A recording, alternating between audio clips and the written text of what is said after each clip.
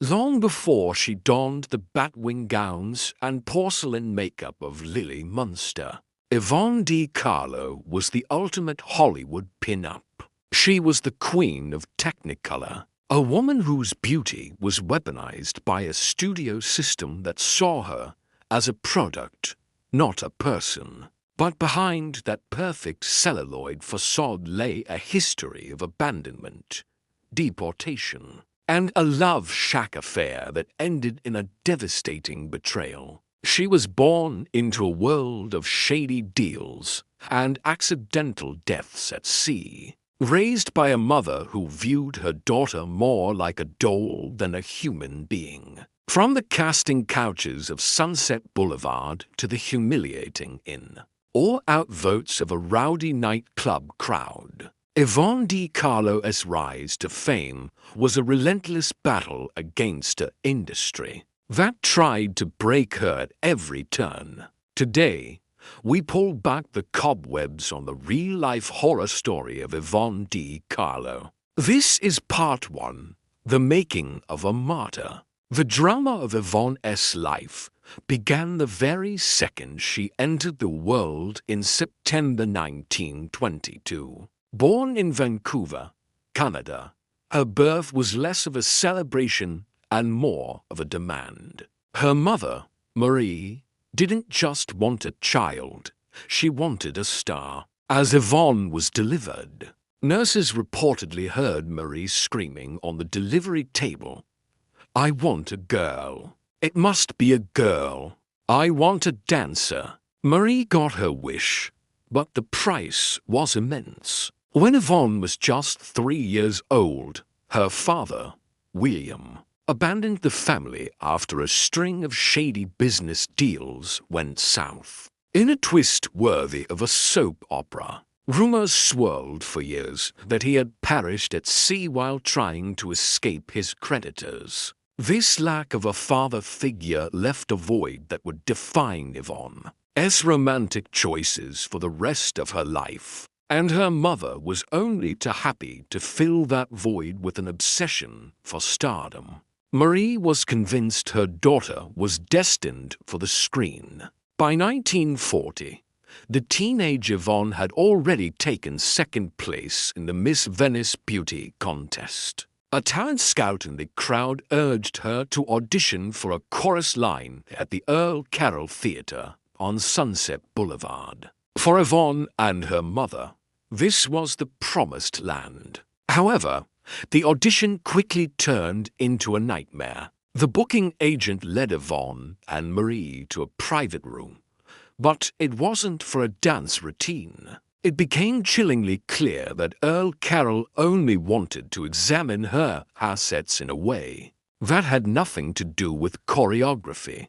Outraged and disgusted, Yvonne and her mother fled the theatre. Their next stop was the rival Florentine Gardens, but the humiliation there was of a different kind. After Yvonne performed her tap dance, the owner turned to the rowdy, whistling crowd and asked, "Well, folks, is she in or out?" It was a dehumanizing moment, leaving her professional fate to the whims of a drunken audience. She got the role, but her troubles were only beginning. As a Canadian citizen, she was working in the United States without a green card. After months on stage, immigration authorities caught up with her, detained her, and promptly deported her back to Canada. She eventually made it back to Los Angeles by the skin of her teeth, thanks to a manager who sponsored her return.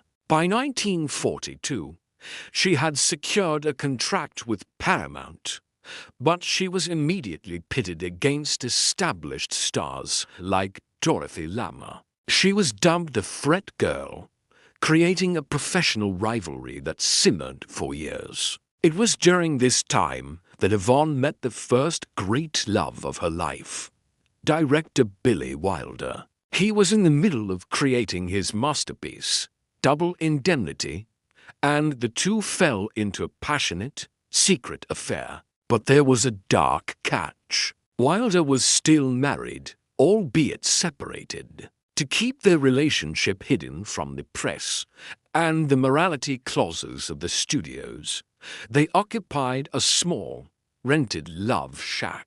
Yvonne was naive, believing this was the foundation of a real future. She would soon learn the hard way that she was merely a rebound. After a short but intense union, Wilder betrayed her, leaving her for another up-and-coming actress, Doris Dowling.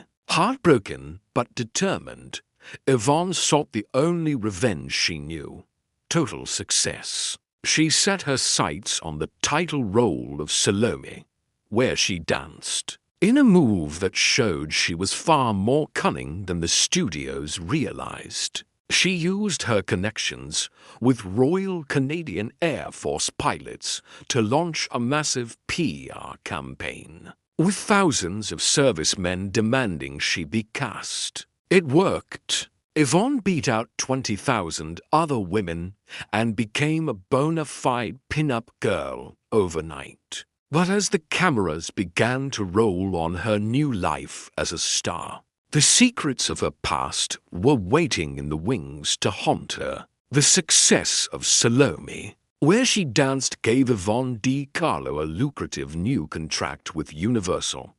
But in her life, a peak was almost always followed by a terrifying valley. Just as she became a household name, she encountered a man who would become a shadow over her personal life: the eccentric billionaire and notorious Lothario, Howard Hughes. The billionaire's creepy crusade. Howard Hughes didn't just date starlets, he hunted them. After seeing Salome 5 times, he flew from Los Angeles to Vancouver specifically to get Yvonne alone. Despite his wealth, Yvonne felt a strange pity for him, describing him as lanky, undeveloped, and remarkably sad. Against her better judgment, she entered a torrid romance with him.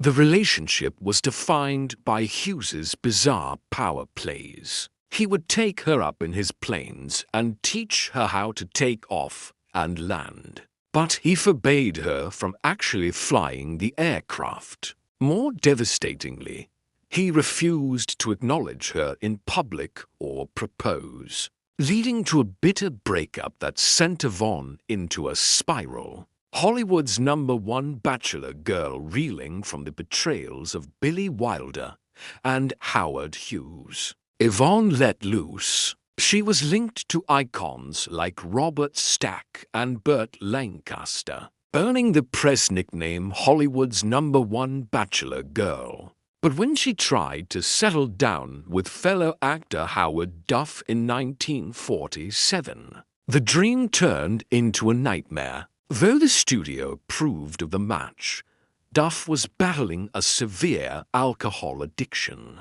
Yvonne was forced to make the gut-wrenching decision to call off the high-profile engagement, just as the wedding bells were starting to ring. The queen of Technicolor's Neue Nightmare, while the public voted her the queen of Technicolor. 3 years running, Yvonne felt trapped. She craved the respect of serious black and white Neue films. When she finally landed a role in the Neue classic Criss-Cross, critics savaged her performance as uneven. Directors began calling her merely competent, a crushing blow to an artist who had fought so hard for a seat at the table. Her luck in love remained equally bleak. While filming The Gal Who Took the West, she fell for stuntman Jock Mahoney and became pregnant. It seemed her dream of a family was finally coming true. However, during a routine checkup, doctors discovered an ovarian cyst. The subsequent surgery saved her life, but cost her the baby. While she was recovering from the loss of her child, she discovered the ultimate betrayal. Mahoney was seeing another actress on the side. The 10 Commandments and The Final Blow. By the mid-1950s, Yvonne was desperate for stability. In 1955, she was cast as Sephora, the wife of Moses, in the epic The Ten Commandments. It was here she reunited with stuntman Bob Morgan.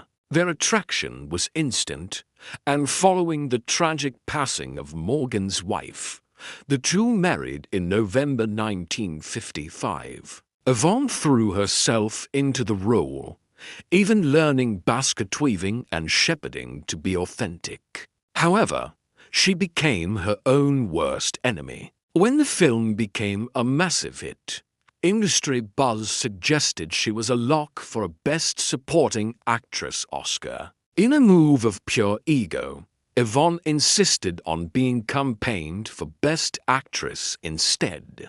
The category was too crowded. She received no nomination at all, effectively killing her momentum. Then, tragedy struck in a way that no drama coach could prepare her for. In 1963, while filming a train robbery for How the West Was Won, a chain snapped and several tons of timber crushed Bob Morgan. He survived, but he was left mangled and unable to walk for 5 years. With her husband incapacitated and the medical bills mounting, the former queen of Technicolor was about to face her darkest chapter yet. Faced with astronomical medical bills and the weight of caring for 2 children alone, Yvonne De Carlo and Bob Morgan decided to take on the giants. They sued MGM for the unsafe conditions that had led to Bob's horrific accident. But the studio fought back, denying all responsibility. By the mid-1960s, the couple was broke and the strain was tearing their marriage apart.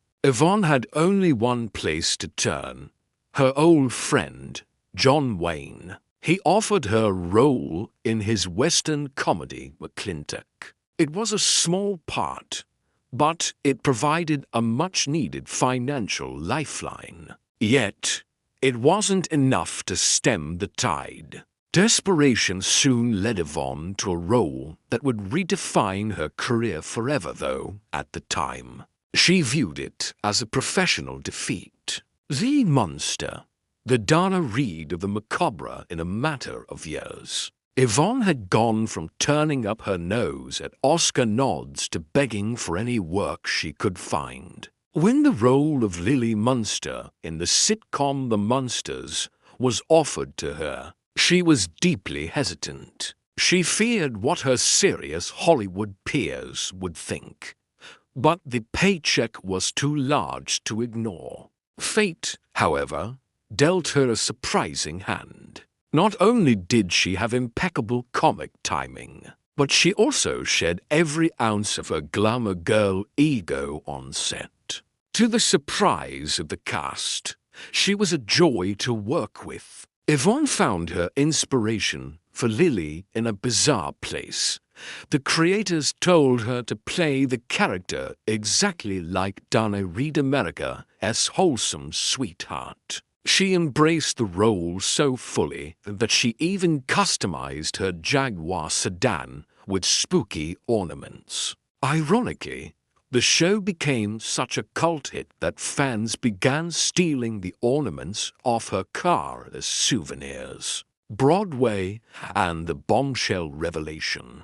Just as people thought her career was buried in campy TV roles, Stephen Sondheim came calling. He was writing Follies, a musical about washed-up stars facing the mirror of old age, and he saw Yvonne as his muse. She took to the Broadway stage to belt out the iconic anthem I Am Still Here, a song that perfectly mirrored her own survival in the industry. The show was a triumph, but her personal life was hitting rock bottom. In 1975, during a scandalous interview, Yvonne dropped a bombshell about her heritage. For decades, she had claimed her father was a petty crook from New Zealand. She now revealed that he wasn't her father at all.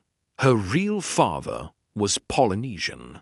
This revelation, combined with the lingering trauma of the MGM lawsuit, led to her final divorce from Bob Morgan in 1973. The final curtain in 1987, Yvonne released an autobiography that let it all hang out. She detailed 20 to famous lovers, many of them A-list stars, but concluded that most Hollywood men were brainless. She famously remarked that she preferred character over looks, even suggesting that a scientist like Albert Einstein would have been her ideal match. The end of her life was marked by profound tragedy. In 1997, her son died suddenly, leaving her devastated. Shortly after, a minor stroke led her to check into a long-term care facility.